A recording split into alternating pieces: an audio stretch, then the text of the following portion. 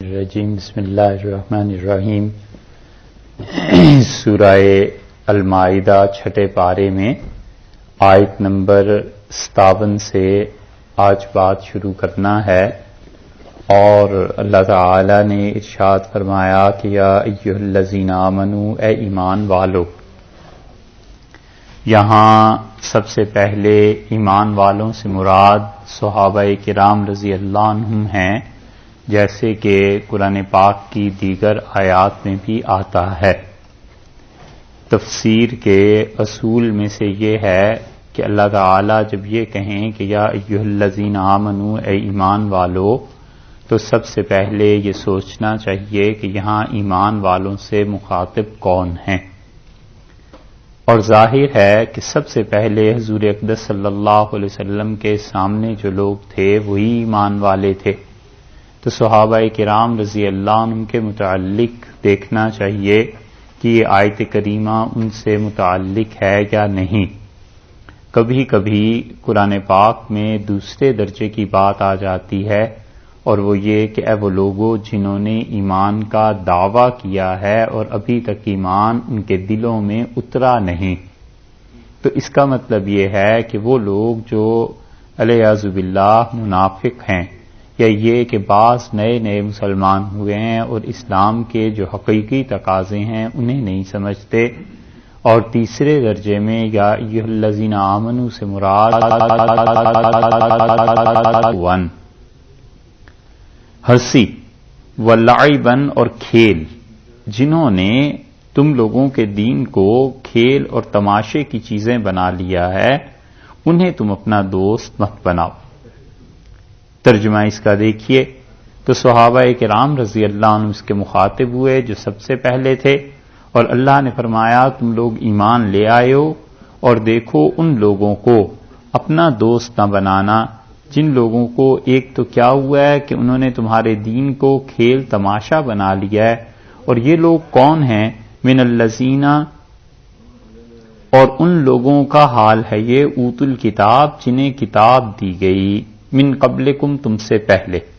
تو اس آیت نے متعین کر دیا کہ یہاں پر پہلے درجے میں وہ کافر ہیں جو اہل کتاب ہیں، کیونکہ اللہ تعالی نے خود فرما دیا نا کہ من الذین اوتوا الکتاب من قبلکم، اور یہ وہ اہل کتاب ہیں جو تم سے پہلے ہیں، ایک یہ والکفار، اور دوسرے کافر ہیں، ان کو کیا نہ کرو۔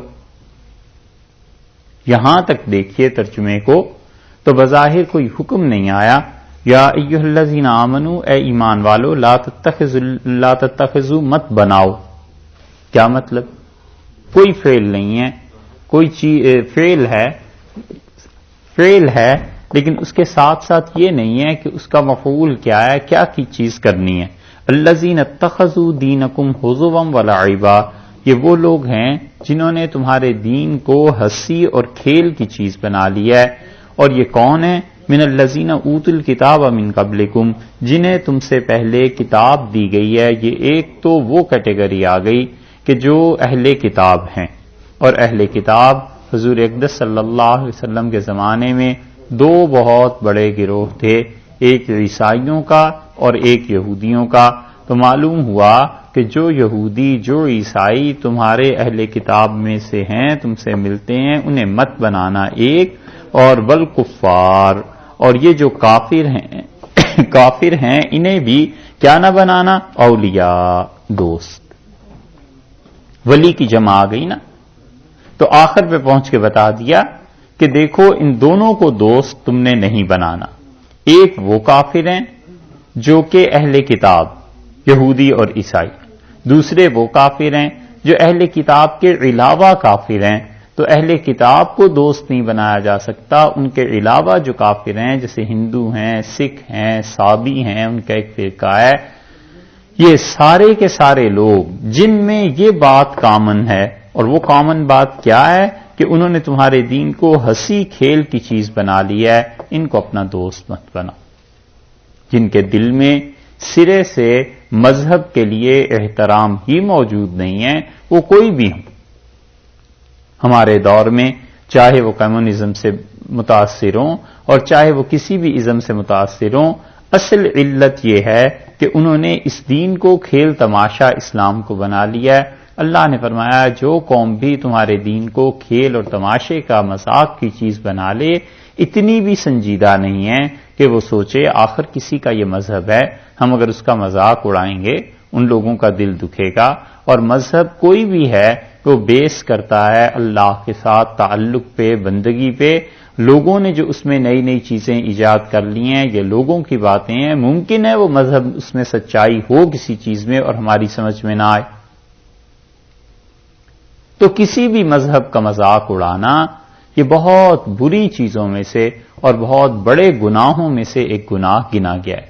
حتیٰ کہ جو کافروں کا مذہب ہے اس کا بھی مذاق نہیں اڑانا چاہیے۔ اور اس پہ آپ دیکھیے، اسی لیے جتنے لوگوں نے بھی مذہب کو چھیڑا ہے اور عبادت گاہیں ایک دوسرے کی تباہ کی ہیں، کچھ عرصے کے بعد ان کی اپنی حکومتیں بھی مٹ گئی ہیں۔ کسی کی عبادت گاہ کو آدمی کبھی نہ چھیڑے، کیونکہ وہ بہرحال اللہ کے ساتھ کوئی ان کا تعلق ہوگا۔ اب ہماری سمجھ میں آتا ہے یا نہیں آتا، ہم اسے شرک قرار دیتے ہیں، کچھ بھی کہتے ہیں، لیکن مذہب کا ایک نام ہے۔ اور یہی حکمت تھی کہ حضور اقدس صلی اللہ علیہ وسلم نے مذہب کے متعلق یہ بتلا دیا کہ جب تم جاؤ گے جہاد کرنے کے لیے تو آپ نے صاف فرمایا کہ کچھ لوگ تمہیں ملیں گے جو اپنی عبادت گاہوں میں، مذہب میں، عبادت میں مصروف ہوں گے، انہیں کچھ نہ کہنا۔ اور آپ نے فرمایا ان کو قتل نہ کرنا، اور ہرے بھرے درخت انہیں نہ کاٹنا، کسی کی عبادت گاہ کو تباہ نہ کرنا۔ اور اسی لیے یہ جو ہندو تھے، بڑی بڑی 5 جگہیں تھیں بر صغیر میں جن میں وہ حج کرنے کے لیے جایا کرتے تھے، اور ان میں سے ایک حج ان کا ہوتا تھا ٹیکسلا میں جو اب پاکستان میں ہے، دوسرا حج ان کا ملتان میں ہوا کرتا تھا، بہت بڑی عبادت گاہ اور مندر تھا ان کا، اور ایک ان کا حج بامیان میں بھی ہوتا تھا۔ بامیان وہ علاقہ جہاں افغانستان ہے اب اس میں شامل ہے، اور بامیان کو جب صحابہ کرام رضی اللہ عنہ نے فتح کیا تو وہاں بہت سے بت تھے۔ ایک صحابی رضی اللہ عنہ نے ان کافروں کو جمع کر کے ہندوؤں کو ایک مندر میں فقط ایک بت کی آنکھ نکالی، اور انہوں نے کہا میں صرف تمہیں یہ بتانا چاہتا ہوں کہ یہ چیزیں اپنے نفع اور نقصان پہ قدرت نہیں رکھتی، باقی تو اور کسی کا کیا کہنا ہے، اور یہ کہہ کے وہ واپس تشریف لے گئے۔ تو یہ سب کی سب چیزیں جو کسی کے مذہب سے تعلق رکھتی ہیں انہیں نہیں چھیڑنا چاہیے، کیونکہ مذہب کا احترام جب دل سے بنیادی طور پر نکل جائے گا تو آپ انہیں اسلام کی طرف کیسے بلائیں گے؟ اسلام بھی تو مذہب ہی ہے نا۔ اس لیے جو لوگ مذہب کو مانتے ہیں، خواہ کسی بھی مذہب کو، ان کے دل میں نسبتاً زیادہ نرمی ہوتی ہے بنسبت ان کے جو سرے سے کسی مذہب کو تسلیم ہی نہیں کرتے۔ اور اسی لیے حضور اقدس صلی اللہ علیہ وسلم کے بعد حضرت ابوبکر رضی اللہ عنہ انہوں نے بھی منع کر دیا۔ جب فوج کو بھیجا ہے تو انہوں نے کہا تم کچھ ایسے لوگوں کے پاس سے گزرو گے جو لوگ عبادت میں مصروف ہیں اپنے بتکدوں میں، انہیں کچھ نہ کہنا، انہیں چھوڑ دینا۔ اور اسی وجہ سے صحابہ کرام رضی اللہ عنہ نے مصر فتح کر لیا، سارے عرب کو فتح کر لیا، عجم میں پہنچ گئے، چین تک کے علاقوں کو انہوں نے جا چھوا، مگر کہیں بھی عبادت گاہوں کو انہوں نے مسمار نہیں کیا، کیونکہ وہ سمجھتے تھے اس بات کو کہ کچھ بھی ہے دوسروں کا مذہب ہے، ہم اسلام کی طرف دعوت دیں، بلائیں انہیں، لیکن اس کا یہ طریقہ نہیں ہے کہ ان کی عبادت گاہوں کو ہم توڑ دیں، مسمار کریں۔ اور اتنے محتاط اس معاملے میں بھی تھے کہ امام سرخسی رحمت اللہ علیہ نے مبسوط میں لکھا ہے، جذبات سے ہٹ کے بات کرنی چاہیے جب شرعی مسائل کی بات آئے۔ امام سرخسی رحمت اللہ علیہ نے لکھا ہے کہ جس وقت فتح ہوا ایک علاقہ تو انہیں عرض کیا گیا کہ حضرت یہاں سے بہت سے بت ملے ہیں اور ہم ان کو کیا توڑ دیں؟ تو انہوں نے کہا نہ، انہیں نہ توڑنا، انہیں ہندوستان بھیج دو اور وہاں لوگ خرید لیں گے، اور ہندوستان سے اس کے عوض میں تلواریں اور اسلحہ خرید لو۔ ہندوستان کا اسلحہ تو مشہور تھا۔ سرخسی رحمت اللہ علیہ نے کتاب الجہاد میں ساری چیز یہ لکھی ہے اور انہوں نے اس کی تشریح کی ہے۔ یہ دلیل ہے اس بات کی کہ کسی بھی مذہب کی عبادت گاہ کو نہیں چھیڑا جائے گا، اور یہ اسوہ اور طریقہ رہا ہے صحابہ کرام رضی اللہ عنہم کا، اور اسی لیے حنفی فقہا نے اس کے مطابق فتویٰ بھی دیا ہے اور حنفی فقہا اس پہ عمل کرتے بھی رہے ہیں۔ متعدد دلائل ہیں اس کے کہ فقہا نے یہ مسئلہ کن دلائل کی بنیاد پہ ثابت کیا ہے. ایک تو یہ بات. دوسری بات آپ یہ بھی دیکھیے کہ جنہوں نے کسی کی عبادت گاہوں کو چھیڑا ہے، تنگ کیا ہے لوگوں کو، اور مذہب کا نام غلط استعمال کیا ہے، پھر ان لوگوں پر تباہی بھی آئی. حضور اقدس صلی اللہ علیہ وسلم نے جو کچھ بھی کیا ہے مکہ مکرمہ میں، وہ تو اس لیے بھی ضروری تھا، اس کی تو کئی ایک وجوہ ہیں کہ اصل میں وہ گھر تھا ہی عبادت کے لیے خدائے واحد کی. اللہ اکیلا ہے، اس کی عبادت کے لیے وہ گھر بنایا گیا تھا. یہ تو جن ظالموں نے اس پہ قبضہ کر کے اس میں بت رکھ دیے تھے، اس کی صفائی تو ہونی تھی. اسلام کو ایک مرکز چاہیے تھا، اور اس مرکز میں وہ ان چیزوں کو کیسے رہنے دیتے؟ اور یہ جتنی احادیث اس معاملے میں پائی جاتی ہیں، اس پہ تو بحث وہ کریں جو کسی فقیہ کو مانتے نہ ہو. جب حنفی فقہ میں یہ بات نہیں ہے تو ہمیں ان احادیث سے بحث بھی نہیں کرنی. ہم تو کہتے ہیں فقہا نے حدیثیں جو اب ہم دیکھتے ہیں، آخر ان کے بھی تو سامنے تھیں، انہوں نے دیکھ کے ہی اس سے کچھ رزلٹ نکالا تھا. اسی لیے سیدنا عمر رضی اللہ عنہ کے زمانے میں یہ ابو الہول اور یہ مصر کے اہرام اور یہ سارے بت موجود تھے. حضرت عمر رضی اللہ عنہ نہیں چھیڑا. ہارون الرشید انہیں توڑنا چاہتے تھے، لیکن کس وجہ سے؟ اس میں یہ آیا ہے کہ ان کے اندر انہیں بتایا گیا کہ پیسہ بہت زیادہ ہے، تو ہارون، مامون وغیرہ عباسی خلفاء نے چاہا، لیکن جب توڑنے کے لیے وہ گئے تو معلوم ہوا کہ جتنا خرچہ ان کو توڑنے پر آ جائے گا اتنا تو سونا ملے گا نہیں. اس وجہ سے انہوں نے ارادہ ترک کر دی. ہندوستان میں کب سے کب تک مسلمانوں کی حکومت رہی ہے؟ کم سے کم بھی 800-900 برس، 350-400 برس تو یہ مغل ہی رہے ہیں. کتنے مندر ہیں جو انہوں نے توڑے ہیں، اور کتنے بت ہیں جو انہوں نے توڑے ہیں. اورنگزیب جیسے فقیہ انسان نے اس چیز کو نہیں چھیڑا، اس لیے کہ وہ سب جانتے تھے کہ شریعت کی حدود کیا ہیں اور شریعت نے کس حد تک ہمیں ان چیزوں میں دخل دینے کی اجازت دی ہے. اور یزید نے جب بیت اللہ کو چھیڑا ہے تو اس کی تباہی آ گئی. سیدنا حسین رضی اللہ عنہ کی شہادت کے بعد پھر اس نے بیت اللہ کو چھیڑا اور اہل مدینہ پہ حملہ کیا.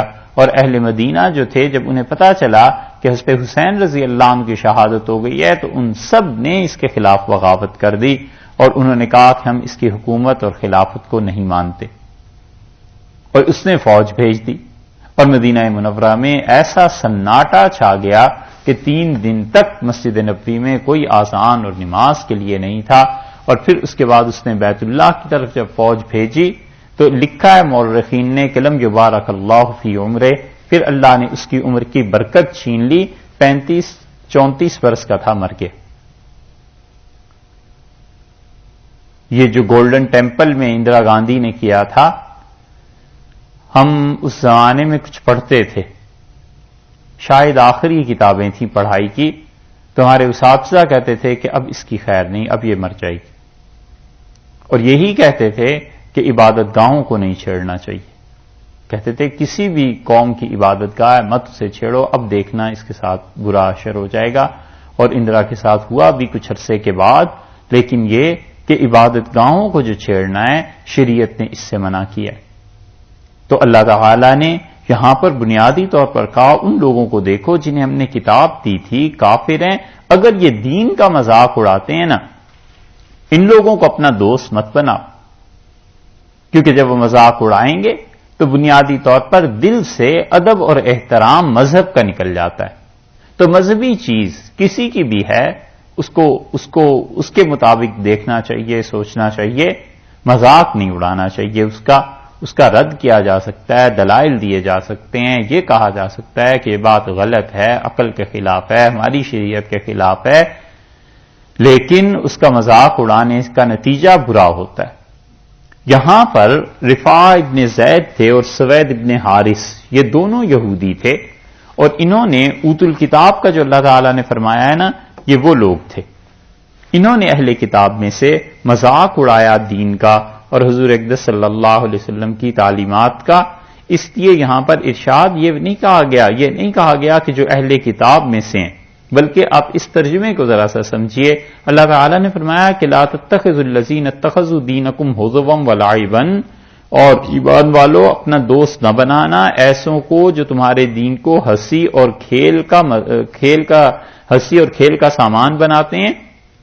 من الذین اوتوا الکتاب، وہ جو کتاب دیے گئے من قبلکم تم سے پہلے، والکفار اور وہ جو کافر ہیں. یہ جو من کا لفظ ہے نا یہاں، یہ سے کے معنی میں نہیں ہے یہاں، اس لیے یہاں پر اگر سے ترجمہ کیا جائے گا تو اس کا ترجمہ مشکوک ہو جائے گا. صحیح ترین بات یہی ہے کہ اس کا مطلب یہ ہے کہ دیکھو نہ بنانا ان لوگوں کو جنہیں تم سے لا تتخذوا الذین اتخذوا دینکم ہزوا ولعبا، اپنا دوست نہ بنانا ایسے لوگوں کو جو تمہارے دین کی ہنسی اور مذاق اڑاتے ہیں. کون ہے؟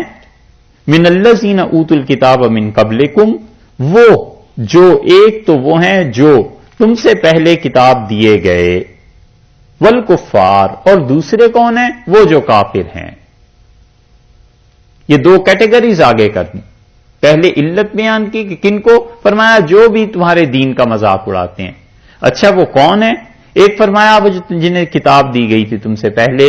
اس میں یہودیوں کے متعلق رفاع بن زید اور سوید بن حارث یہ لوگ تھے. والکفار اولیاء، اور کافروں کو بھی اپنا دوست، کافروں کو بھی، ایک یہ اور دوسرے کافر ہیں، ان کو وہ جو کافر ہیں ان کو دوست نہیں بنانا کیونکہ یہ تمہارے دین کا مذاق اڑائیں گے.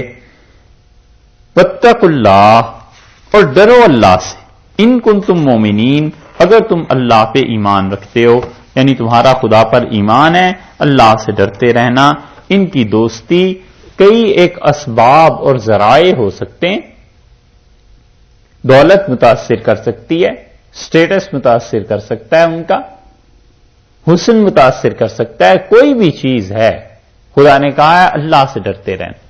اللہ کا تقوی، اللہ کا ادب، اللہ کا احترام، یہ زیادہ ضروری چیز ہے. ان کنتم مومنین، اگر تم خدا پر یقین رکھتے ہو تو اللہ نے جو ہدایات دی ہیں ان پر عمل کرنا ہے. اس بات کو نہیں دیکھنا کہ یہ لوگ کیا کہتے ہیں اور کیا، بس یہ دیکھو کہ جو بھی دین کا مذاق اڑاتا ہے اس سے بچو.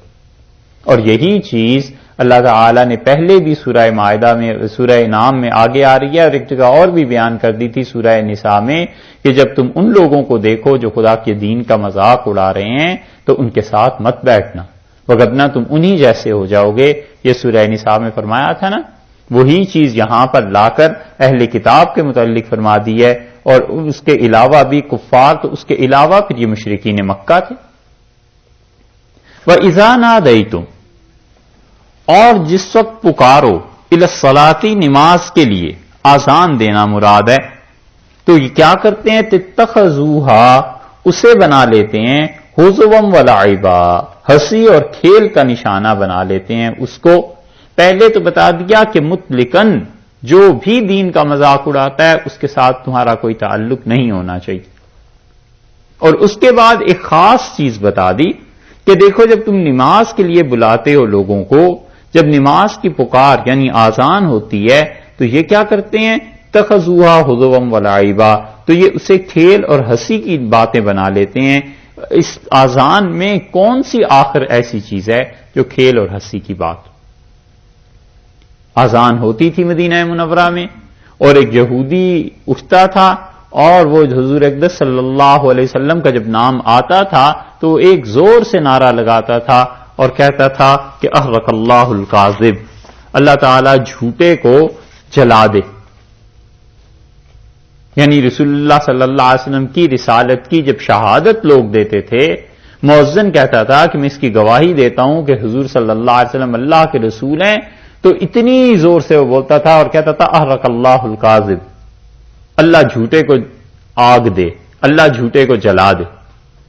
اور کچھ عرصے کے بعد ہوا یہی، سارا خاندان سو رہا تھا، یہودی اس کے گھر والے، اسے کوئی نہیں روکتا تھا ان برے کاموں سے، اور اس کی نوکرانی کہیں سے آگ لے کے آئی. رات کو کوئی کام ہوگا، چولہا جلانا تھا کیا، اور یہ لوگ سو رہے تھے، اور وہ ایک انگاری گر گئی کسی چیز پہ اور گھر میں آگ لگ گئی اور یہ اسی میں جل کے مر گیا، سارا خاندان مر گیا. یہ ہے وہ چیز. اللہ نے فرمایا اس کی دعا پوری ہو گئی نا.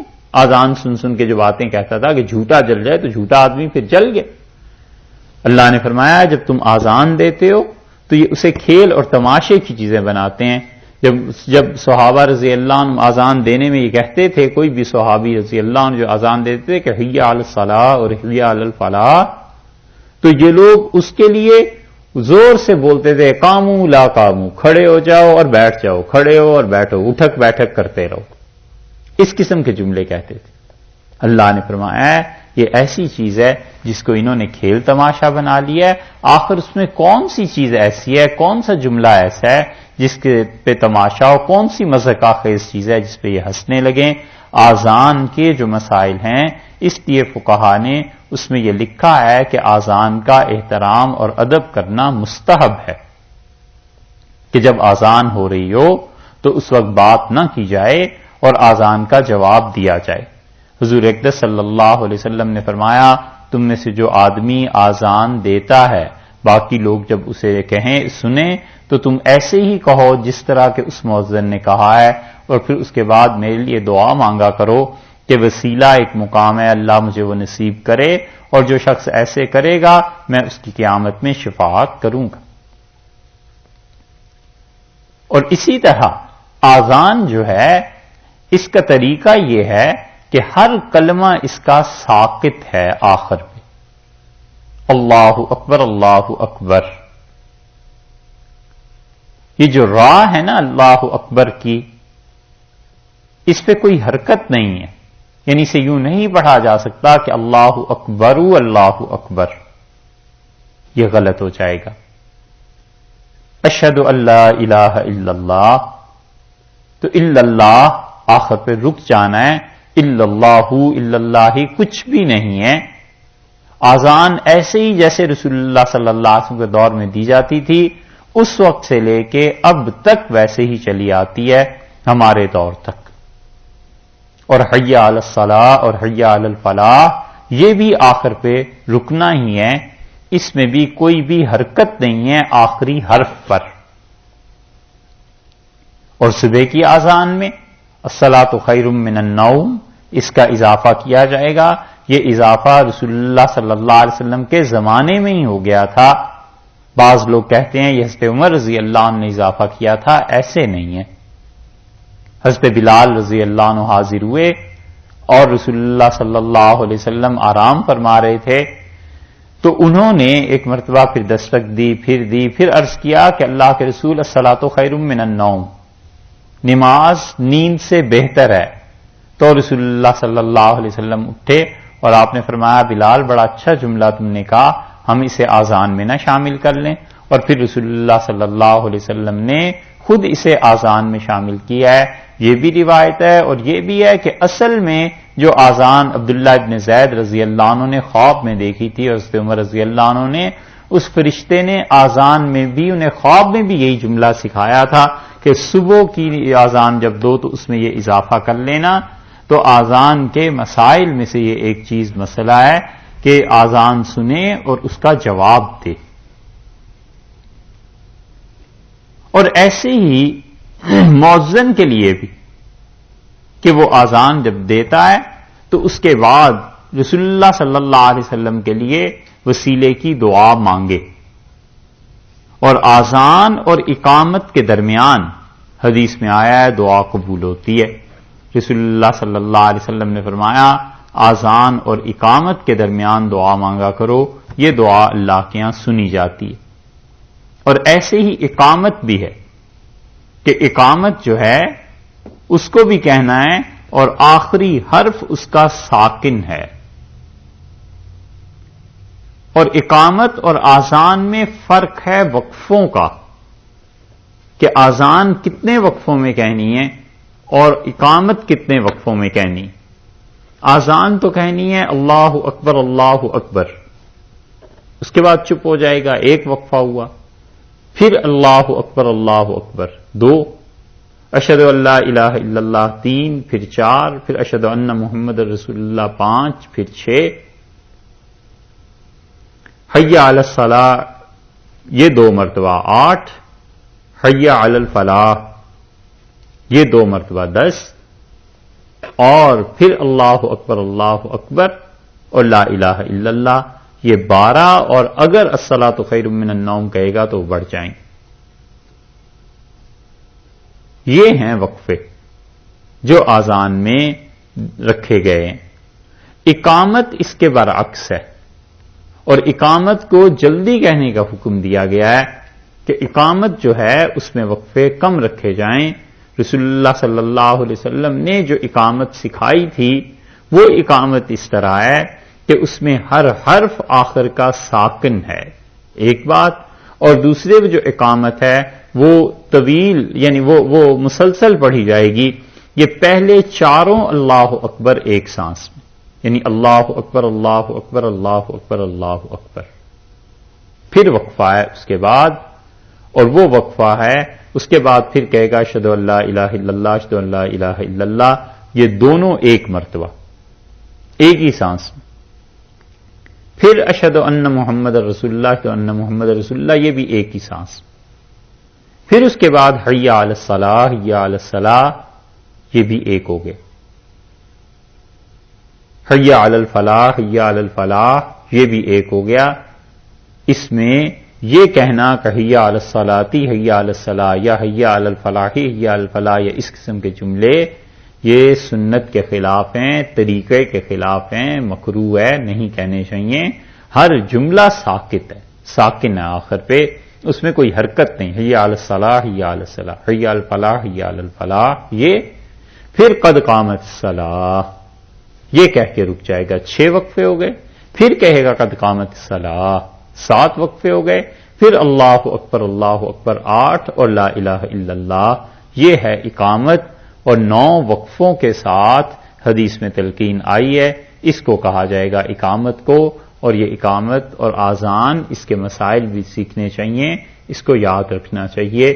اور مسلمانوں کا حال لا علمی کا، علم کے نہ ہونے کا یہ ہو گیا ہے کہ مسجدوں کی مسجدیں آپ دیکھ لیں، اور یہ اقامت کا طریقہ آج سن لیا، کبھی دیکھنا زندگی میں کوئی سنت کے مطابق اقامت کہتا نہیں کہتے، پتہ ہی نہیں کہ اقامت کہنی ہے نہیں کہنی، کیا کہنی ہے تو کس طرح. بڑی مصیبتوں میں سے ایک یہ ہے کہ نماز روزہ دین سیکھا نہیں، نماز پڑھنی نہیں نہ سیکھی، بس مسجد میں گئے، جیسے لوگ نماز پڑھ رہے تھے نماز پڑھ لی، بچے نے دیکھا والد جیسے نماز پڑھتے ہیں ویسے ہی نماز پڑھ لی، دیکھا اقامت دوست جیسے کہتے ہیں ویسے ہی کہہ لی، اور سیکھا کسی نے بھی نہیں. یہ دین گویا سیکھنے کی چیز رہی ہی نہیں، الیاذ باللہ. تو یہ اقامت جب سیکھی ہوئی ہوگی، سنت کے مطابق کہے گا، تو پھر دوسرے لوگ بھی اس کی اتباع کریں گے، اس کی پیروی کریں گے، کہیں گے یہ ٹھیک چیز ہے. اور اب اگر آپ اقامت کہیں سنت کے مطابق کہیں، لوگ کہیں گے یہ عجیب بات ہے، آج تک زندگی میں نہیں سنی. اور اقامت میں بھی دائیں بائیں کو دیکھنا مستحب ہے، جیسے آذان میں. اقامت میں بھی مسجد میں جب کھڑے ہو کے کوئی دے رہا ہے، اقامت کہہ رہا ہے، تو وہ دائیں اور بائیں دونوں طرف دیکھے. یہ اقامت کے مسائل میں سے ہے، اور اس موضوع پر پوری ایک کیسٹ ہے آذان پہ اور اقامت پہ، اور البلاغ میں وہ نشر ہو گئی تھی پاکستان میں، اور یہاں بھی انشاءاللہ یہ ڈال دیں گے، آپ اسے سنیے گا. اس میں سارے مسائل آ گئے ہیں، آذان کے بھی اور اقامت کے بھی. اور اسی طرح بچے کے کان میں بھی جو آذان دی جائے گی، بچے کا چہرہ قبلہ رخ ہونا چاہیے، آذان دینے والے کا چہرہ بھی، اور بچے کے کان میں آذان اور اقامت اس طرح دی جائے گی، اس کے بھی مسائل اس میں ہیں. فقہا نے اسی آیت سے ثابت کیا ہے آذان کے مسائل، لیکن اس کی تفصیل میں زیادہ نہیں جا رہے. جس کو بھی سننی ہے وہ کیسٹ سن لیں، اس میں بہت سے مسائل آ گئے. تو اللہ تعالی نے فرمایا ہے کہ اذا نادیتم الی الصلاۃ، جب تم انہیں نماز کے لیے بلاتے ہو، تتخذوها، تو یہ اس نماز کو کیا بنا لیتے ہیں؟ حضوا ولعبا، آذان اور کھیل تماشا. یہ ہا کی ضمیر جو ہے مفسرین نے کہا کہ دونوں طرف لوٹ سکتی ہے. اس ہا کی ضمیر سے مراد صلاۃ بھی ہو سکتی ہے، اور ہا کی ضمیر سے مراد نادیتم، یہ ندا بھی ہو سکتی ہے. کہ یعنی جو تم للصلاۃ اتخذوها حضوا ولعبا، یہ اس نماز کو بنا لیتے ہیں کھیل تماشے کی چیز ایک، یا یہ کہ یہ کرتے ہیں اس آذان کو بنا لیتے ہیں کھیل تماشے کی چیز، یہ دونوں مراد یہاں ہو سکتے ہیں کہ یہ ایسی حرکت کرتے ہیں۔ ذالکا، یہ اس لیے ہے بانہم، یہ ایسی قوم ہے، قومون یہ ایسا گروہ ہے، لا یعقلون، عقل سے کام نہیں لیتے۔ عقل سے کام لیں، کون سی ایسی چیز ہے جو اس میں ہنسنے کی ہے، کون سی ایسی چیز ہے جو اس آذان میں برا منانے کی ہے۔ بعض یہودی اور مشرک یہ جو آذان کی آواز پر ہنستے رہتے تھے، یہ بے عقلی تھی۔ اللہ کی بڑائی ہر دین میں بہتر ہے، ہر دین میں جو بھی چیزیں اللہ کے لیے کی جاتی ہیں نا صاحب وہ اچھی ہیں، ان چیزوں کا ادب اور احترام کرنا چاہیے۔ یہ اصول کی بات ہے جو یہاں سے ثابت ہوتی ہے۔ اللہ کا یہ فرمانا کہ قوم لا یعقلون، یہ ایسی قوم ہے جس میں عقل نہیں ہے، اس کا مطلب یہ ہے کہ جو بھی کسی کے دین کا مذاق اڑاتا ہے وہ بے وقوفی کی بات کرتا ہے، عقل کی بات نہیں کرتا۔ اور اقامت مسجد میں کہنا یہ آذان سے افضل ہے۔ آذان میں کم ثواب ہے، اقامت میں زیادہ ثواب ہے۔ حالانکہ لوگ اس کے برعکس سمجھتے ہیں نا، اور آذان سنت موقدہ ہے اور اسلام کے شعائر میں سے ہے، اور اقامت بھی سنت موقدہ ہے۔ جتنی مرتبہ بھی جماعت کی جائے گی اقامت ہر بار کہی جائے گی۔ مسجد میں 2 بار جماعت ہو سکتی ہے یا نہیں یہ ایک الگ بحث ہے، مگر جتنی مرتبہ بھی جماعت ہوگی اقامت کہی جائے گی۔ مثلا نماز ہو گئی، 5-7 دوست مل گئے، انہوں نے کہا جماعت مسجد سے باہر کر لیتے ہیں، تو اب آذان تو نہیں کہیں گے لیکن اقامت کہیں گے۔ اور کوئی ایسی جگہ ہو جہاں پر آذان نہ دی جائے، جیسے آپ کے ہاں بہت واضح طور پر یہ مسئلہ سامنے آتا ہے کہ کوئی مسجد نہیں ہے، محلہ ہی نہیں ہے، تو وہاں پر اپنے گھر پہ ہی آذان دینا یہ سنت موقدہ کہ 5 وقت آذان دی جائے، یہ موقدہ سنت ہے۔ رسول اللہ صلی اللہ علیہ وسلم پہ پورا ایسا دور گزرا ہے مکہ مکرمہ میں، یہ لوگ کوئی اونچی آواز سے آذان تھوڑے ہی دے سکتے تھے۔ تو آذان فرض کب ہوئی ہے؟ بعض رات کا جن کا خیال ہے کہ مکہ میں ہی فرض ہو گئی تھی، وہ کہتے ہیں کہ رسول اللہ صلی اللہ علیہ وسلم وہاں آذان دے نہیں سکتے تھے، مسلمان چوری چھپے جہاں بھی ہوتا تھا آذان دے لیتے تھے۔ تو اب بھی مسئلہ یہی ہے کہ جہاں پر آذان کا جیسے یورپ میں ان ممالک میں نظام نہیں ہے، اپنے گھر پہ 5 مرتبہ آذان دے دینی چاہیے اور اقامت بھی کہنی چاہیے جبکہ نماز کا وقت ہو جائے۔ اور ایسے ہی سفر میں بھی کہ آذان بھی ہے اور اقامت بھی ہے۔ اللہ تعالیٰ نے فرمایا کہ جو لوگ مذاق اڑاتے ہیں نا ان میں کوئی عقل نہیں ہے، تو شریعت کی کسی بھی بات کا مذاق اڑانا اس سے عقل میں نحوست پڑ جاتی ہے، عقل جو ہے انسان کی وہ کام نہیں کرتی۔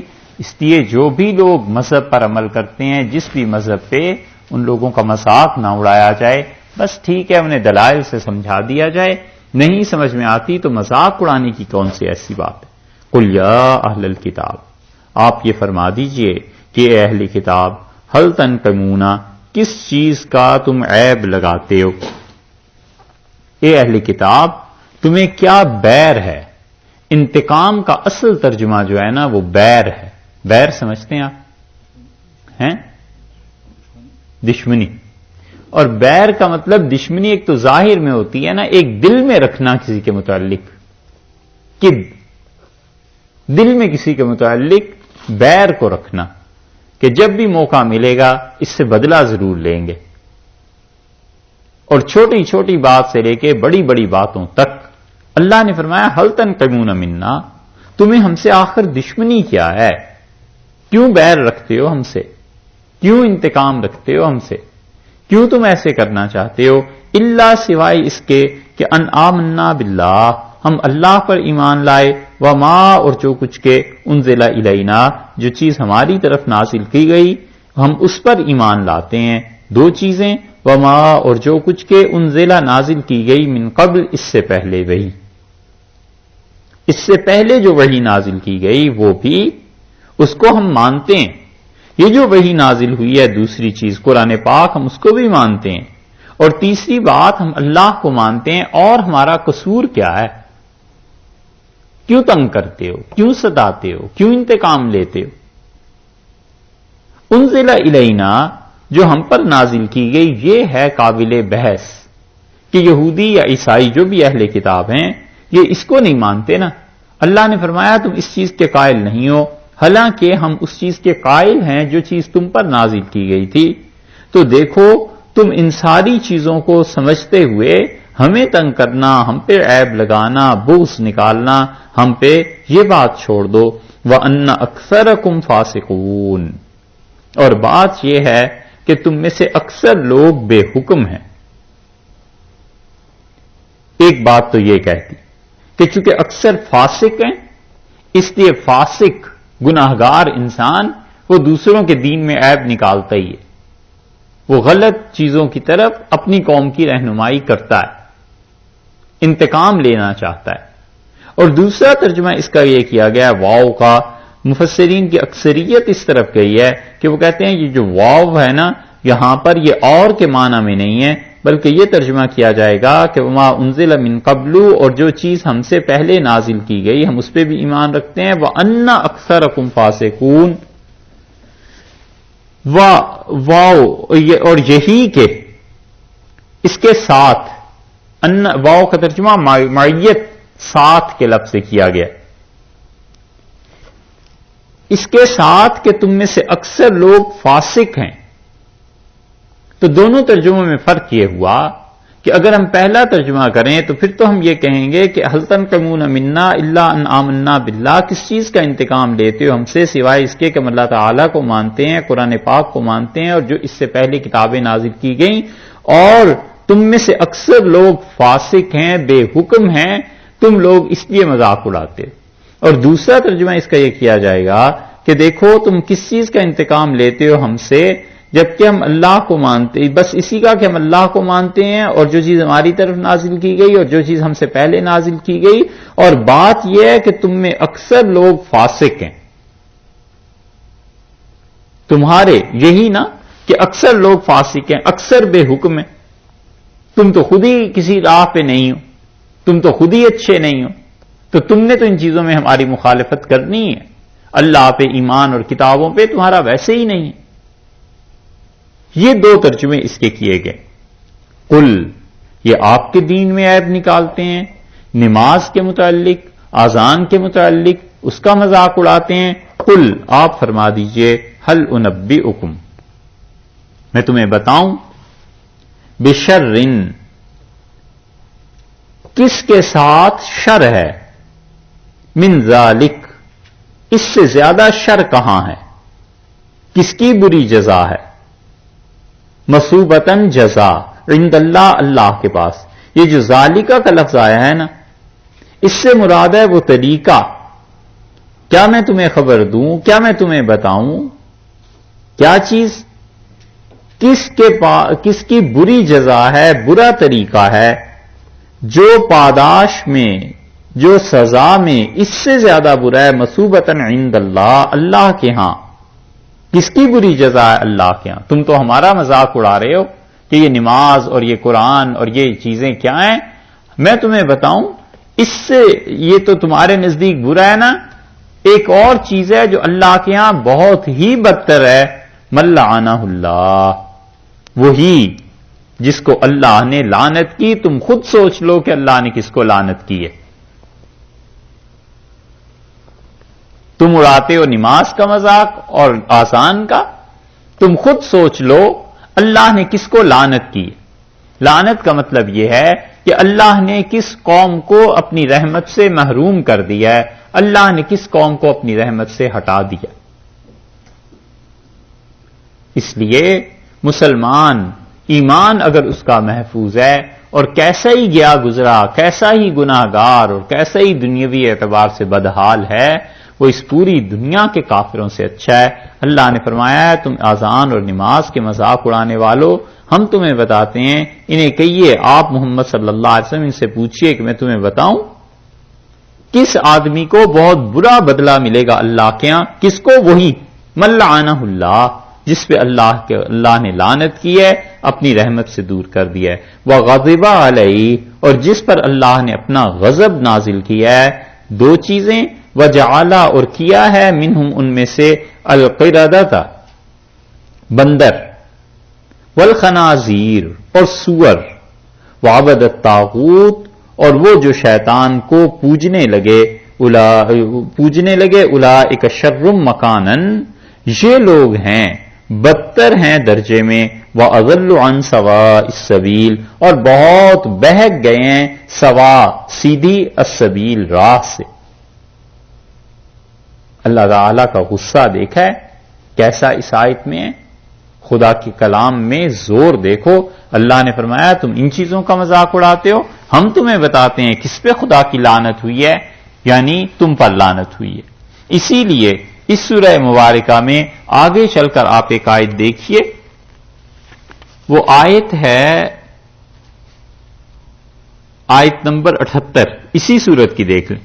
اللہ تعالی نے یہاں پھر فرمایا کہ لعن الذین کفروا من بنی اسرائیل، اور بنی اسرائیل میں جو لوگ منکر ہو گئے تھے انبیاء علیہ الصلوۃ والسلام کے، ان پر لعنت کھائی انہوں نے، لعنت بھیجے گئے علی لسان داؤد، حضرت داؤد علیہ الصلوۃ والسلام نے ان پہ لعنت کی تھی، وعیسی ابن مریم اور عیسیٰ جو مریم کے بیٹے تھے علیہ السلام، انہوں نے ان پر لعنت کی تھی۔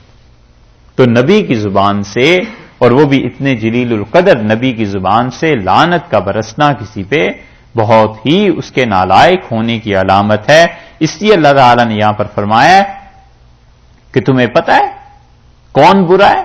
وہ جن پر اللہ نے لعنت کی، وغضب علیہ اور جن پر اللہ کا غضب ہوا، اور اللہ کا غضب ان پر ہوا ہے جن کے لیے اللہ نے آگے بتایا کہ ہم نے کیا کیا۔ اور پھر اسی طرح جو ہم پڑھتے ہیں نا کہ غیر المغضوب، اللہ ان کی راہ نہیں چاہیے جن پر تیرا غضب ہوا ہے، وہ یہ چیز ہے کہ خدا کا غصہ نازل ہوا، اور خدا کا غصہ ایسے نازل ہوا کہ شہروں کے شہر ان کے تباہ ہو گئے، اور اللہ نے ان پہ اور کسی قوم کو مسلط کر دیا اور وہ بالکل اجڑ کر رہ گئے۔ تیسری چیز فرمائی ہے کہ وجعل منہ القردۃ والخنازیر، اور ان میں جو لوگ بھی تھے وہ بندر بنا دیے گئے اور اس کے ساتھ ساتھ سور بنا دیے گئے۔ یہ کون لوگ تھے؟ ایک تو یہ کہا گیا ہے کہ قردہ جو تھے یہودی تھے، اور ان کی بات وہ پہلے گزر چکی ہے کہ یوم السبت ہفتے کے دن انہوں نے خدا کی نافرمانی کی اور اس کی پاداش میں انہیں بندر بنا دیا گیا۔ خنازیر کن کو بنایا گیا ہے؟ یہ وہ لوگ ہیں جن کے متعلق مفسرین میں سے ایک گروہ اس بات کا قائل ہے کہ جو عیسائیوں نے اللہ سے دعا مانگی تھی حضرت عیسیٰ علیہ السلام کے زمانے میں، یہ قرآن پاک میں المائدہ جو سورت ہے نا، اس کا تذکرہ آگے آ رہا ہے۔ المائدہ تو کہتے ہیں دسترخوان کو نا، اسی سورت کے آخر پر آ رہا ہے کہ ان عیسائیوں نے سیدنا مسیح علیہ السلام سے کہا کہ آپ اللہ سے دعا کیجئے اللہ تعالیٰ ایک دسترخوان نازل کرے آسمان سے، اوپر سے آئے اور اس میں بہت اچھے اچھے کھانے ہوں اور ہم ان کھانوں کو کھائیں گے، اس سے ہمارے ایمان میں اضافہ ہوگا اور ہم آپ کے متعلق یہ کہہ سکیں گے کہ ہم نے اپنے نبی علیہ السلام کا معجزہ دیکھا ہے۔ اس قسم کی بات آگے آ رہی ہے۔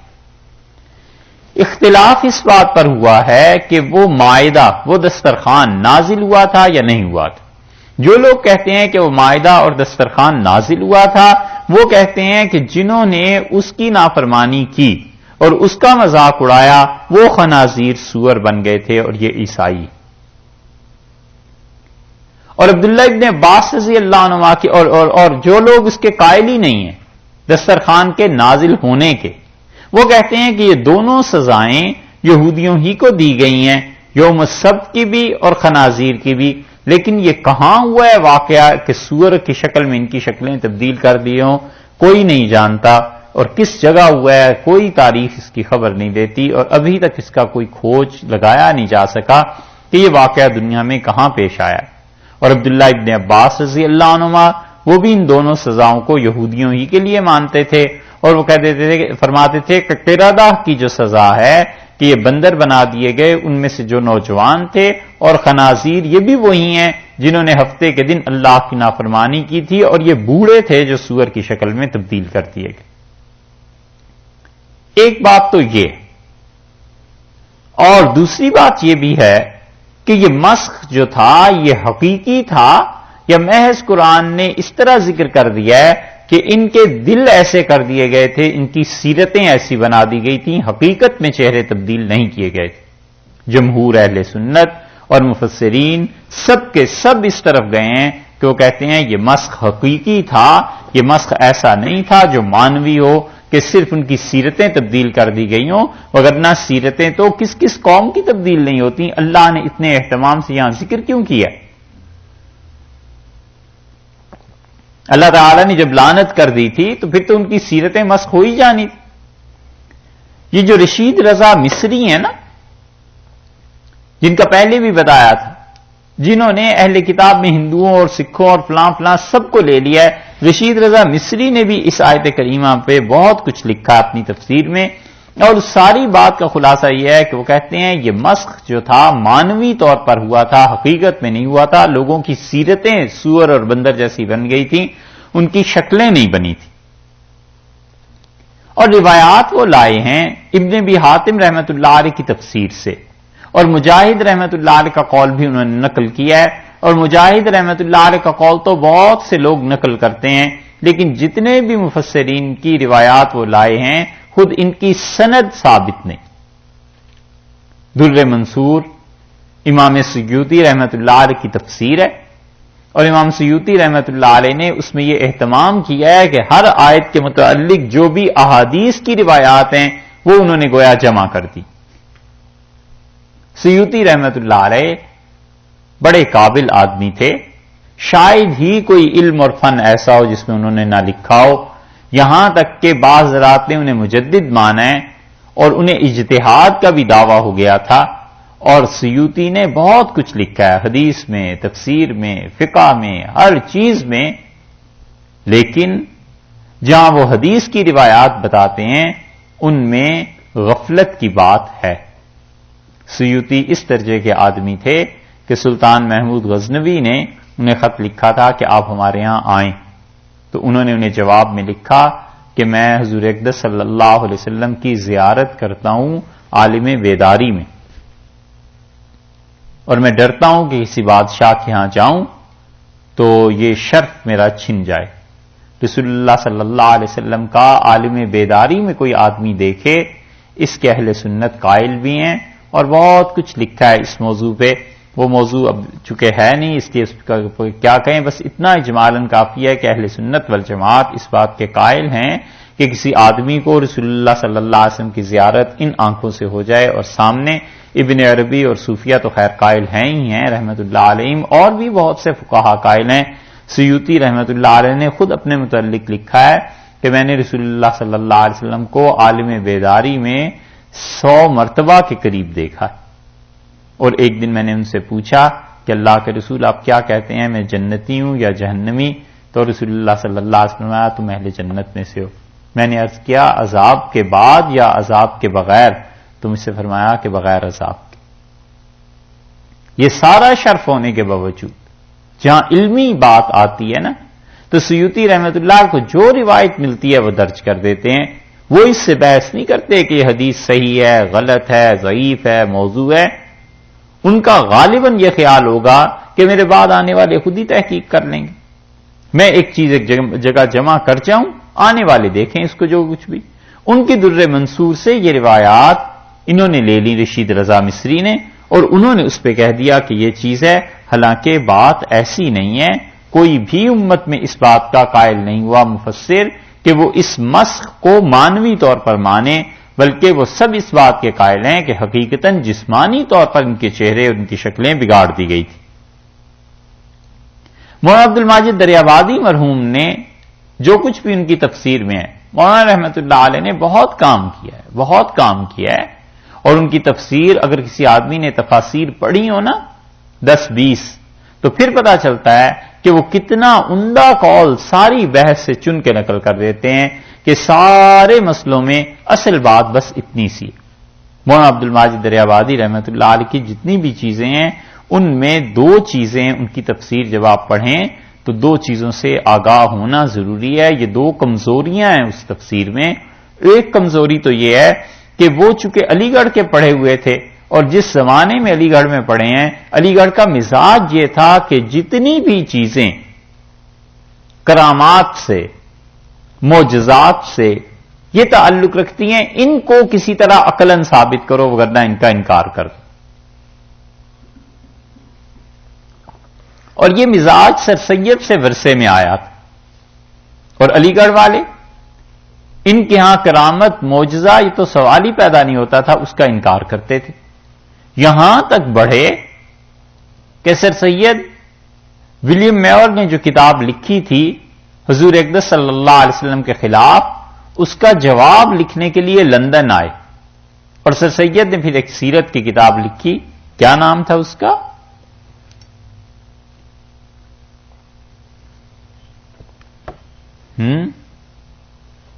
یہ ہندوستانیوں کا حال ہے. سر سید نے کتاب لکھی تھی خطبات احمدیہ، اور اس کو جب آپ پڑھیں گے تو آپ کو اندازہ ہوگا کہ وہ کتنے زیادہ اس چیز میں منہمک تھے. اپنے بیٹے کو لکھا کہ آبائی گھر بیچ دو، جائیداد بیچ دو اور پیسے بھیجو، رسول اللہ صلی اللہ علیہ وسلم کی عزت اور ان کی سیرت کا مسئلہ ہے اور ان کو جواب میں نے ضرور دینا ہے. اور واقعی انہوں نے بڑی محنت کی آ کے جو کچھ بھی لکھا، لیکن جب معراج پہ پہنچے ہیں تو وہ اس بات کا انکار کر گئے کہ رسول اللہ صلی اللہ علیہ وسلم کی معراج جسمانی تھی. انہوں نے کہا بس خواب تھا، دیکھا. تو علی گڑھ کا مزاج یہ رہا اور یہ فلسفے کا اثر تھا. اسی لیے آپ اس سے بھی پیچھے چلے جائیں تو یہ ابن رشد وغیرہ، ان پہ جو فلسفے کا اثر تھا، اس لیے یہ چاہتے تھے کہ کرامات اور معجزات کا انکار کرو، کیونکہ غیر مسلم پوچھیں گے، جس پر عقل کا غلبہ ہے وہ پوچھے گا کہ یہ کیسے ہو گیا کہ کسی کا چہرہ بدل گیا، یہ کیسے ہو گیا کہ ایک آدمی زندہ سلامت آسمان پہ چلا گیا اور پھر واپس آ گیا، تم سرے سے مانو ہی نہ. یہی ذہنیت کار فرما رہی اور اب تک ہے. جن لوگوں پر عقل کا زیادہ غلبہ ہو جاتا ہے وہ اس چیز کو رد بھی کر دیتے ہیں. اور آپ اسی کا دوسرا پہلو بھی دیکھ لیں کہ جن لوگوں پر خام خواہ ان چیزوں کا غلبہ ہو جاتا ہے تو وہ ایسی روایات کو بہت زیادہ اچھالتے ہیں، بہت زیادہ، تاکہ ان کے مشائخ اور ان کے لوگوں کی قدر لوگوں کے دل میں زیادہ پیدا ہو. دوسری طرف کو بھی آپ دیکھیں کہ جتنی عقل سے دور بات ہوگی نا اتنا ہی زیادہ بیان کریں گے کہ ہمارے حضرت نے ایسے کر دیا، ایسے ہو گیا. اور وہ بیٹھے ہوتے تھے اور سارا جسم ان کا بکھر گیا، ٹکڑے ٹکڑے ہو گئے ان کے اعضاء اور پھر جڑ گئے. جتنی عقل سے دور بات ہو اتنی ہی کرنی تاکہ کسی طرح ان پر اعتماد لوگوں کا اور یقین بڑھے. یہ دونوں ایکسٹریمز تھے اور اہل سنت دونوں کے بیچ میں انہوں نے کہا ایسے نہ کرو، جو کرامت ثابت ہے مشائخ کی، بزرگوں کی، اس کو ماننا چاہیے. انبیاء علیہ السلام کے معجزات کو خام خواہ اس کی تعویل اور توجیہ بھی نہیں کرنی چاہیے اور خام خواہ اس کا انکار بھی نہیں کرنا چاہیے، اور جو چیز نہیں ہے اس کو ثابت بھی نہیں کرنا چاہیے. علی گڑھ کا مزاج اس ایکسٹریم کا تھا. تو وہاں عبد الماجد دریابادی کی بھی تفسیر آپ دیکھیں گے تو کئی مقامات پر وہ اس طرح کی بات لکھتے ہیں جس طرح یہ کرامت، یہ جو معجزہ قرآن نے بیان کیا ہے، اس کا کوئی عقلی سبب بھی تھا، عقل میں آنے والی بات ہے. حالانکہ ہم کہتے ہیں معجزہ نام ہی اس چیز کا ہے کہ عقل عاجز آ جاتی ہے، اس کی کوئی تعویل توجیہ کر نہیں سکتی. ہم کہتے ہیں وہ اللہ ہی کا فعل ہے. چنانچہ جب وہ اس آیت پر پہنچے ہیں تو اب انہیں تردد تھا نا کہ کس طرح مانے کہ آدمیوں کے چہرے بگڑ کے ایسے ایسے ہو گئے تھے. انہوں نے حضرت تھانوی رحمت اللہ علیہ کو لکھا، معاشرف علی تھانوی رحمت اللہ علیہ جنہوں نے انہیں کہا تھا کہ قرآن کی تم تفسیر لکھو، حضرت کو لکھا کہ حضرت اس آیت پر تردد ہے اور یہ چیز پیش آ رہی ہے کہ کیسے یہ مان لیا جائے. تو حضرت نے پھر انہیں جواب لکھا ہے. حضرت نے لکھا ہے کہ پوری امت جمہور کے مسلک کے یہ بات خلاف ہے. جمہور امت اس بات کی قائل ہے کہ یہ مسخ حقیقتاً ہوا ہے اور ان کے چہرے بگاڑ دیے گئے تھے.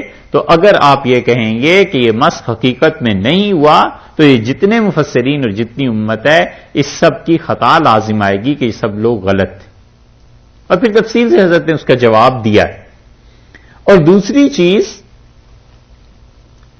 جس پر آگاہ رہنا چاہیے، مولانا عبد الماجد دریابادی مرحوم کی تفسیر میں رحمت اللہ علیہ ایک چیز یہ ہے کہ مرزائیوں نے قرآن پاک میں جن مقامات پر اپنی طرف سے عبارتیں داخل کی ہیں، حضرت مسیح علیہ الصلوۃ والسلام کے مسئلے میں انہوں نے خوب زور لگایا کہ ان کا انتقال ہو گیا تھا، نبوت کے اجرا پر زور لگایا کہ نبوت جاری ہے، اور اس قسم کی بہت سی چیزیں یہ انہوں نے لکھا ہے، مرزائیوں نے سب کچھ۔ مولانا جب ان مقامات پر پہنچتے ہیں نا تو وہ اپنے قلم کو نرم کر لیتے ہیں، پورے ثبوت اور گواہی کے ساتھ یہ کہتے ہیں کہ مولانا عبد الماجد دریابادی رحمۃ اللہ علیہ مرزائیوں کو کافر ہی سمجھتے تھے، کافر ہی مانتے تھے۔ ان کی جو کتابیں انسائکلوپیڈیاز اب بھی ندوہ کی لائبریری میں اور علی گڑھ میں ہیں، ندوہ میں ہم نے دیکھا ان کی لائبریری میں جو ان کے استعمال میں کتابیں رہی ہیں، انگلش چونکہ مولانا بہت اچھی جانتے تھے، اس کے حاشیے پہ بھی انہوں نے وہی چیزیں لکھی ہیں ان کے کفر کے متعلق کہ یہ اس وجہ سے کافر ہو گئے، یا اس وجہ سے مرزا بشیر کے متعلق لکھا ہے کہ وہ یہ بات کہتا تھا لہذا دیکھو یہ اس وجہ سے کافر ہو گیا، یہ سب چیزیں۔ لیکن یہ جو نرمی ہے نا تھوڑی سی، وجہ اس کی یہ ہے کہ علی گڑھ کے ہی پڑھے ہوئے تھے محمد علی، یہ جو لاہوری مرزائیوں کے بانی ہیں نا، محمد علی لاہوری، اس محمد علی لاہوری نے ہی مولانا عبد الماجد دریابادی کو اسلام کی طرف کھینچا تھا۔ تو چونکہ اسلام آیا ہے اس راہ سے، تو اس لیے ذرا سی ان کے دل میں نرمی ہے، قلم میں بھی نرمی آ گئی ہے، کیونکہ آئے تھے لاہوری مرزائیوں کے راستے سے، جب اسلام میں آ گئے ارتداد ہو گیا، پھر اسلام میں آئے تو پھر تو انہیں پتا چل گیا کہ یہ بھی مرتد ہے، اور انہوں نے مولانا عبد الماجد دریابادی اور مولانا حسین احمد صاحب مدنی رحمۃ اللہ علیہ سے رابطہ کیا، ہمیشہ ان کی تعلیمات پہ عمل بھی کرتے رہے ہیں۔ تو یہ دو چیزیں مولانا کی تفسیر میں کمزوری ہے، اس لیے اس مقام پر انہوں نے یہ چاہا تو ہے کہ کسی طرح انکار کر دیں، لیکن پیر و مرشد حضرت تھانوی رحمۃ اللہ علیہ تھے، تو حضرت تھانوی رحمۃ اللہ علیہ سے ہی تعلق تھا تفسیر میں، تو اس وجہ سے وہ انکار نہیں کر سکے، اور ان کی بیعت ہوئی تھی حضرت سے۔ بیعت کے لیے لکھا انہوں نے، حکیم الامت ایک کتاب ہے ان کی، بڑی دلچسپ کتاب ہے، پڑھنے کے قابل ہے۔ بیعت کے لیے انہوں نے لکھا تھا دیوبند میں حضرت مولانا حسین احمد صاحب مدنی رحمۃ اللہ علیہ کو کہ حضرت مجھے بیعت فرما لے، تو حضرت مدنی رحمۃ اللہ علیہ پر تو اتنا غلبہ تھا تواضع کا، ان کے خطوط پڑھیں تو اندازہ ہوتا ہے، 4 جلدوں میں مکتوبات شیخ الاسلام،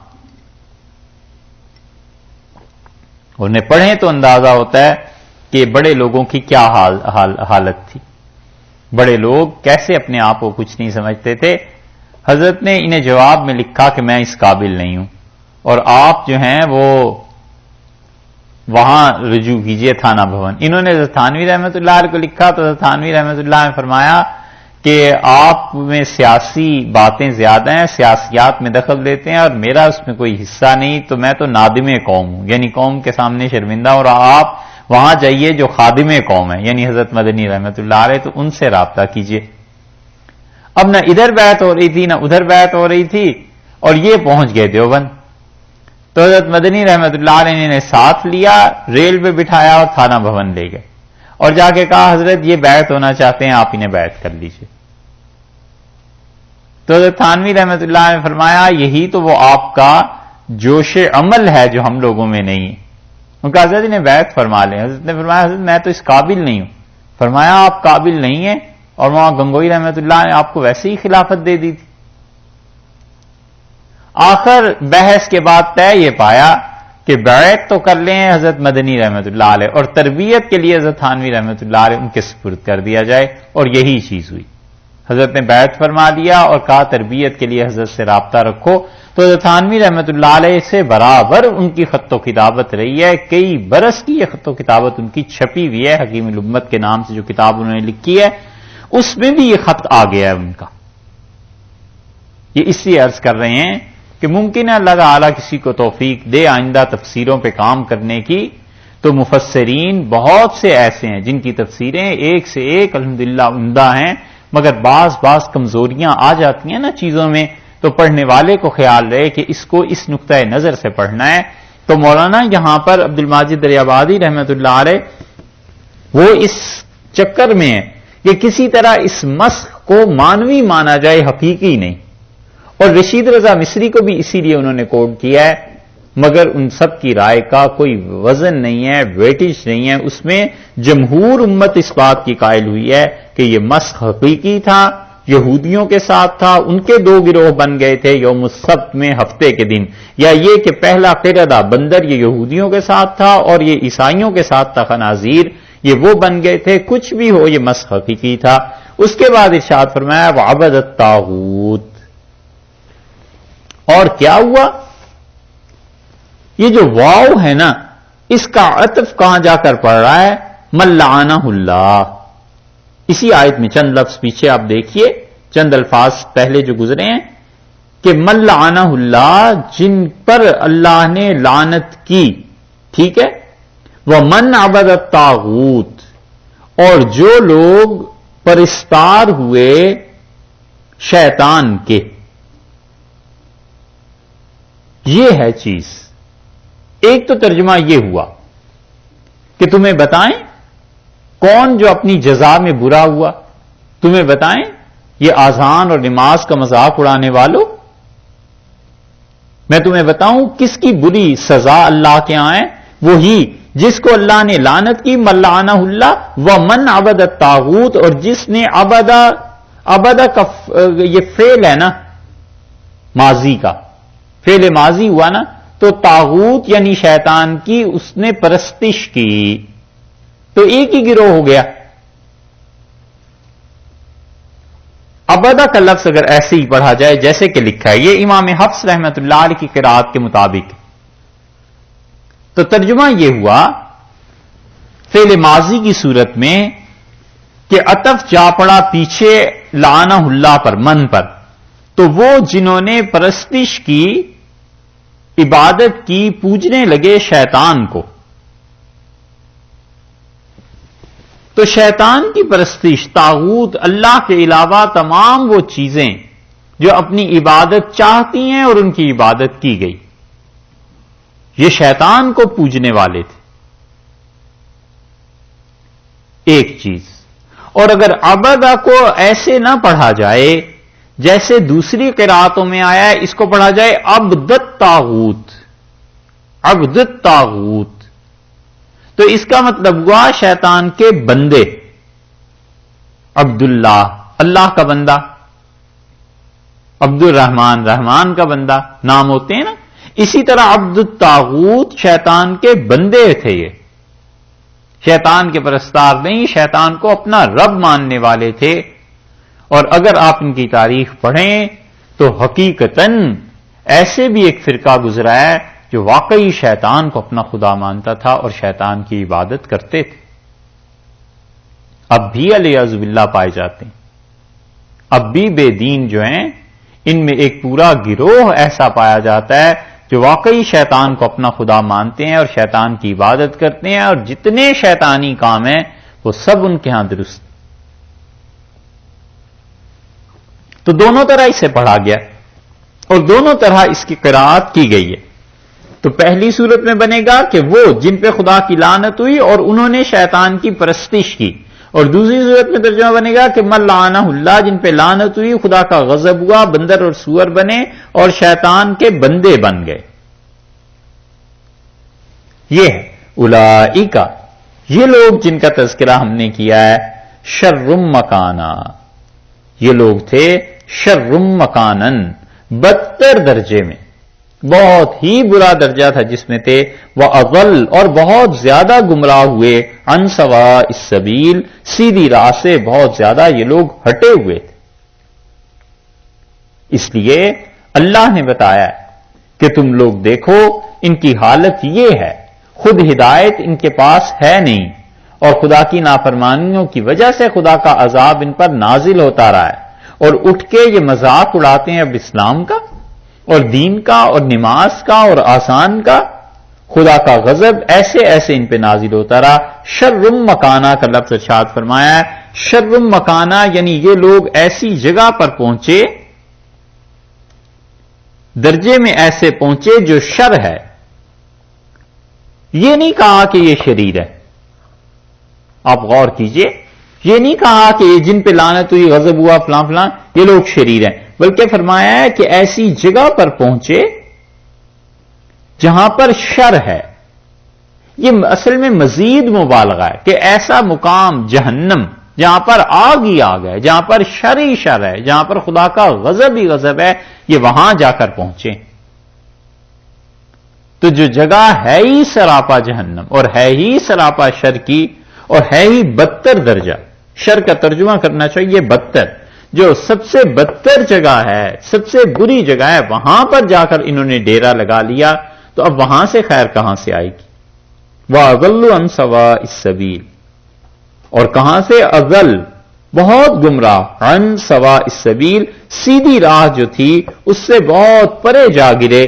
اللہ تعالیٰ نے مبالغے کی بات ارشاد فرمائی ہے، اضل میں بھی کہ بہت بہک گئے، اور شرم مکانہ میں بھی مبالغہ ہو گیا کہ ایسی جگہ پہ پہنچے جہاں خیر کا گزر ہی نہیں ہوا، سراپا شر ہی شر۔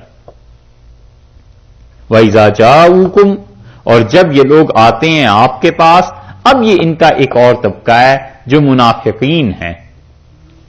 ان منافقین کا کیا ہے؟ اللہ تعالیٰ نے فرمایا وَإِذَا جَاءُوكُمْ، اور جب یہ آتے ہیں آپ کے پاس، قَالُوا آمَنَّا، کہتے ہیں ہم ایمان لائے۔ یہ یہودیوں کے منافقین ہیں۔ وَقَدْ، اور حال یہ ہے کہ دخلوا بالکفر، یہ کفر کے ساتھ آپ کی مجلس میں آئے تھے، منکر ہی آئے تھے آپ کی مجلس میں۔ وَهُمْ، اور یہ لوگ قد خرجوا، نکلے ہیں بہی، اسی کفر کے ساتھ، آئے بھی کفر کے ساتھ، گئے بھی کفر کے ساتھ، اس لیے کہ رسول اللہ صلی اللہ علیہ وسلم کی مجلس میں آنے سے نیت یہ تھوڑے ہی تھی کہ وہاں سے کوئی خیر اٹھائیں گے۔ یہ تمام وہ لوگ جو اللہ کی کسی بھی نیک بندے کی مجلس میں جاتے ہیں اور نیت خراب ہوتی ہے، انہیں فائدہ نہیں پہنچا کرتا۔ نیت بڑی چیز ہے، یہ دار و مدار ہے۔ یہ جتنے بھی لوگ تھے سی آئی ڈی کے، انٹیلیجنس کے، بڑے بڑے مشائخ کی مجلسوں میں حاضر ہوتے تھے، ان لوگوں کو آخر کیوں وہ فائدے نہیں ہوئے جو فائدے ہونے چاہیے تھے؟ اس لیے کہ وہ پیسے کی غرض سے آتے تھے اور شر کی غرض سے کہ دیکھیں یہاں اصل مسئلہ کیا ہے، اصل چیز کیا ہے، اور جھک ماری جب کچھ بھی نہیں ملا تو جھوٹ بول دیا، یا کبھی صحیح رپورٹ دے دی، کیونکہ گورنمنٹ کی طرف سے تو ڈیوٹی ایسی ہی تھی۔ یہ بات تھی۔ اسی طرح رسول اللہ صلی اللہ علیہ وسلم کی مجلس میں بھی آتے تھے اسی نظریے کے ساتھ، اور اسی پہ یہ بھی بات متفرع ہے کہ رسول اللہ صلی اللہ علیہ وسلم کی جتنے معجزات اور اچھی چیزیں صحابہ کرام رضی اللہ عنہم نے دیکھی ہیں، کافروں نے نہیں دیکھی، کیونکہ نقطۂ نگاہ بدل گیا تھا۔ کافر تو دیکھنا چاہتے تھے کوئی اعتراض کی بات ملے اس مجلس میں تو جا کے لوگوں میں ڈھنڈورا پیٹیں۔ صحابہ رضی اللہ عنہ آتے تھے صاف نیت سے کہ یہاں پر اللہ کے ساتھ تعلق کی کوئی بات ملے، اللہ کی راہ ملے، اور وہ انہیں ملتی تھی۔ اللہ نے یہاں پہ بتایا ہے کہ منافق جس نیت سے آتے تھے اسی کفر کو لے کے واپس جاتے تھے۔ رسول اللہ صلی اللہ علیہ وسلم کی تعلیم کا، نبی کریم صلی اللہ علیہ وسلم کی نگاہ مبارکہ کا ان پہ کوئی اثر نہیں ہوتا تھا، کیونکہ اندر کی نیت خراب تھی۔ یہ نیت کہنے کو یہ 4 حرف ہیں، 3 حرف ہیں، لیکن اس کو ایسے ہی سمجھ لیجئے جیسے کسی چیز میں جان ہوتی ہے، روح ہوتی ہے، اور کمپیوٹر اور یہ گھڑی اس میں ایکسل ہوتا ہے نا، گھڑی میں بس اسی کے سہارے چلتی ہے، ایکسل نکال دیں تو گھڑی فیل ہو جاتی ہے۔ کمپیوٹر میں بھی کوئی ایسی چیز ہوگی، ہمیں نام نہیں آتا لیکن ہوگی۔ یہ نیت ایسی ہی چیز کہ نیت جہاں بدلی سارا کیا کرایا پانی پھر گیا، اور نیت جہاں بدلی اللہ کی رحمتیں اور اللہ کی مہربانیاں آنی شروع ہو گئیں۔ اس نیت کا اتنا اثر، اسی لیے فقہا نے لکھا ہے کہ نماز میں اگر اقامت کی نیت کر لے، نماز شروع کی تھی مسافر نے اور اس سے سوچا چلو یہاں 15 دن رک ہی جاتے ہیں، اتنا اصرار ہے، نماز میں اقامت کی نیت ہو گئی تو پوری نماز پڑھ۔ امام بخاری رحمت اللہ علیہ اور بڑے بڑے محدثین اپنی کتابوں میں اس حدیث کو سب سے پہلے نقل کرتے ہیں کہ انما الاعمال بالنیات، اعمال کا دار و مدار نیتوں پر ہے۔ نیت صاف رہے، عمل کبھی کبھی غلط ہو جاتا ہے، اس کے باوجود اگر آدمی معذور ہے تو اللہ اس کو گناہ نہیں دیتا، اور نیت خراب ہو، عمل ٹھیک کر رہا ہے، خدا کیا منافق لکھا جاتا ہے۔ بڑا اہتمام کرنا چاہیے کہ کون سا کام کس نیت سے کیا جا رہا ہے، نیت کی درستگی۔ سارا مسئلہ یہی ہے یہیں سے سارا تصوف سلوک اور اس کے آغاز ہوتا ہے کہ اپنی نیت درست کرو اور انتہا پہ پہنچ کے وہ اللہ کے لیے ہر کام کرنے والا بن جاتا ہے. بس اتنا ہی سی بات.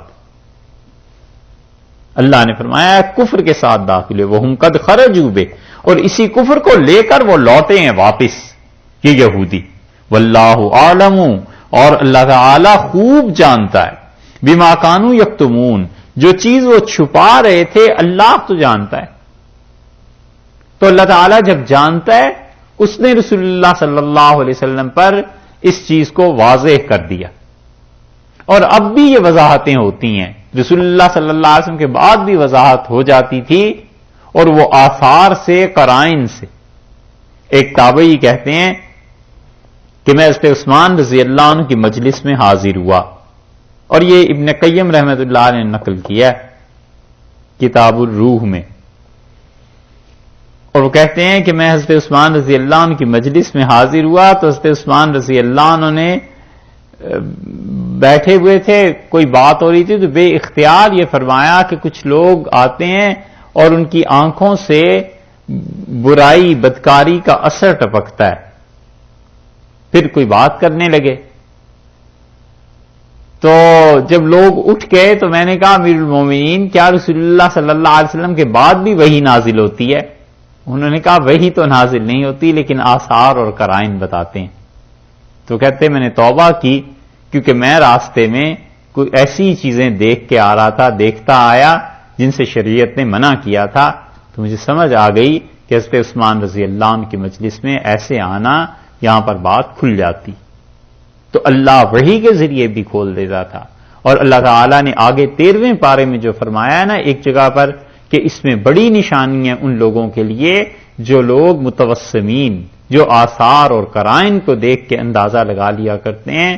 تو یہ جو فراست اور یہ جو علم اور یہ جو چیز اہل اللہ کے ہاں ہوتی ہے وہ بتاتی ہے کہ کوئی انسان کیا اس کی حالت ہے اور کیا حرکتیں ہیں. یہ یہودیوں اور منافقوں کو دیکھو، اللہ نے فرمایا خوب جانتے ہیں ہم جو چیز تم چھپاتے ہو رسول اللہ صلی اللہ علیہ وسلم سے.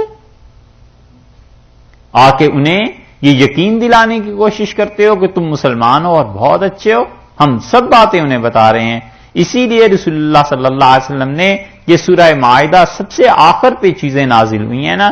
حدیث میں آتا ہے ایک دن مسجد نبوی میں کھڑے ہوئے اور رسول اللہ صلی اللہ علیہ وسلم نے گن گن کے نام لے لے کے کہا، آپ نے فرمایا تم نکلو مسجد سے، تم منافق ہو، اخرج فانک منافق، تم بھی اٹھو تم بھی منافق ہو، تم بھی اٹھو تم بھی منافق ہو.